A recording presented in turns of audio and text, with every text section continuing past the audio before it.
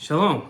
Today we are going to study Jewish philosophy, and we're going to study the subject of the value of life. The value of life is a contemporary political third rail where people talk about abortion and pro-choice and pro-life. That's not what we're going to be talking about here. The Torah values life, and obviously the Torah values observing the mitzvos. Which takes precedence? Well, the Torah says, "V'chai behem v'lo shiyamas behem." You shall live by the laws of the Torah, and you shall not die by the laws of the Torah.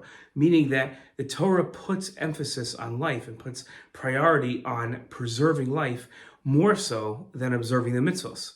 So therefore, if a Gentile would put a gun to your head and say that either eat this cheeseburger or I'm going to pull the trigger, so we say, pass the ketchup, no problem.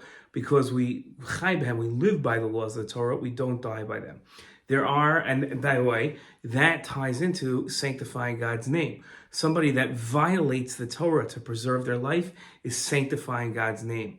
Somebody that would die, according to the Rambam, others might disagree, somebody that would die and give up their life in order to not violate the Torah, would be desecrating God's name.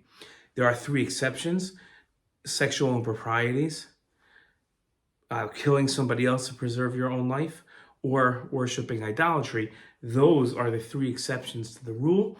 It requires explanation as to why we prefer to die than violate those series of mitzvot. But the idea that we live by the laws of the Torah, we sanctify God's name by prioritizing life over the observance of mitzvos, and we could, God forbid, desecrate God's name by putting the observance of Torah in front of life. Shalom.